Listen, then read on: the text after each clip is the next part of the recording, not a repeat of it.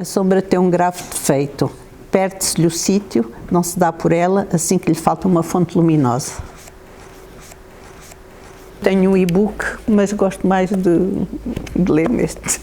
Apesar do outro ter as vantagens de poder estar a ler às escuras e aquilo ter luz e aumentar o tamanho de letra, mas tem cheirinho. Para Fátima, ler um livro é como viajar no tempo. Memórias são revisitadas, sensações que só são possíveis por causa do papel. Agora, quando comecei a reler, comecei a anotar. Eu disse, olha, afinal da outra vez também já tinha posto aqui uma série de anotações. E tinha escrito aqui depois como comentário que tinha adorado. Foi a própria Fátima quem sugeriu As Intermitências da Morte, de José Saramago, para este encontro. Um fim de tarde chuvoso de uma quarta-feira, no segundo andar da Biblioteca São Lázaro, na freguesia de Arroios, em Lisboa. Aqui, depois de mergulharem nas palavras escritas no papel, submergem num debate de ideias. Eu acho que um livro, para já, é uma companhia enorme, abre imensos horizontes e eu gosto sobretudo dos autores que nos envolvem a ponto de nos fazer ir com eles. No andar de baixo, Rui prepara-se para terminar mais um dia de trabalho. É o bibliotecário que está há mais tempo na São Lázaro. Gosta de livros, mas assume que os gêneros preferidos não estão nas prateleiras da biblioteca. Eu sei, muitas vezes as pessoas acham que os bibliotecários estão lá na biblioteca a ler Dostoiévski e tal, mas não dá para ler o Crime e Castigo. Há muitas solicitações. É pena.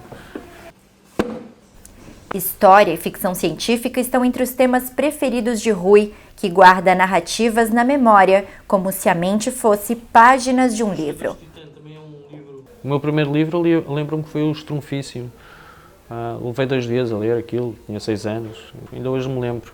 Porque o grande estrunfo ia para a floresta apanhar assim umas ervas especiais que corriam lá para as poções dele e deixou a comunidade dos estrunfos mais ou menos em alta exaustão e depois quem é que mandava naquilo e então eles resolveram fazer uma eleição e ganhou o candidato mais demagógico, que fez as promessas todas, depois não cumpriu e como não cumpriu as promessas e depois foi cobrado pelas promessas pelos outros estrunfos, ele então tornou-se um ditador. O Smurf mais poderoso!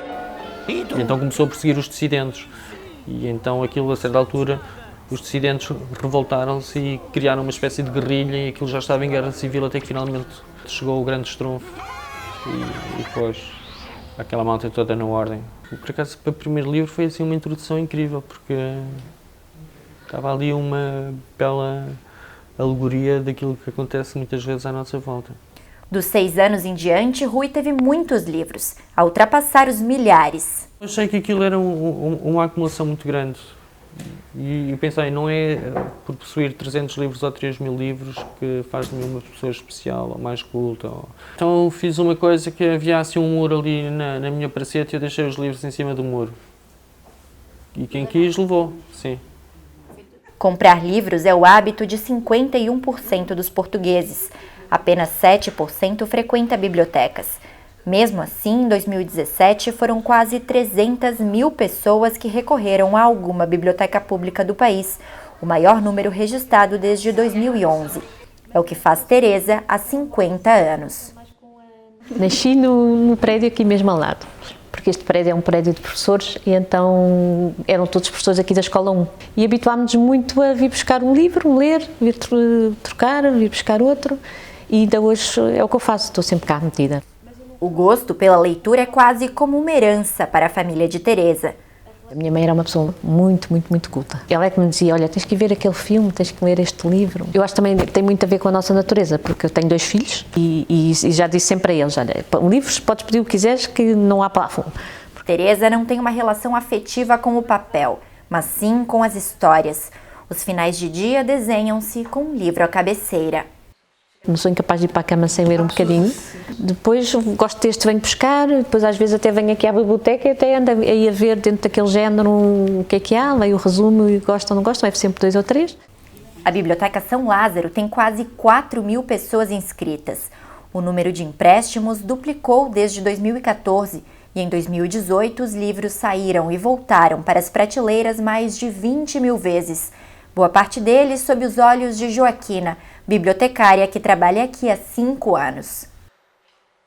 Nós acabamos por saber mais ou menos os gostos das pessoas. Os livros que são mais requisitados são os policiais e os romances generalistas. Depois aparecem os clássicos e a filosofia e a nível de esoterismo, autoajuda. É um dos segredos mais bem guardados de Lisboa. As prateleiras do Salão Nobre preservam, para além de livros, uma história. Foi a primeira biblioteca pública da cidade, inaugurada por Elias Garcia há mais de 130 anos. Esta biblioteca permaneceu central durante algum tempo. Quando veio a Segunda República com o Salazar, todas as outras, que algumas já existiam, foram fechadas, mas esta permaneceu aberta. Havia livros do regime e havia outros, sem ser, mas eram todos, enfim, escrutinados. Não havia a censura. Em tempos de democracia, atualmente a biblioteca recebe em média 150 pessoas por dia. Os que mais requisitam livros, para além das crianças, são os nascidos antes do fim do Estado Novo. No espaço do século XIX, as referências históricas fazem cada vez mais sentido. Talvez um dia os livros ainda se tornem uma peça de museu. Desde que não seja como no imaginário do Fahrenheit 451 do Ray Bradbury, onde queimavam os livros, onde era proibido ler, não é? Desde que não cheguemos a esse extremo, tudo bem. Quem passa alguns minutos na São Lázaro percebe que a concorrência é forte. Os ecrãs estão por todo o lado.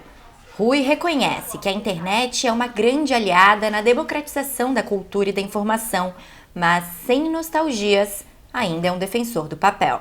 Acho que o contacto com o papel permite-me embrenhar muito mais no conteúdo e no significado daquilo que eu estou a ler.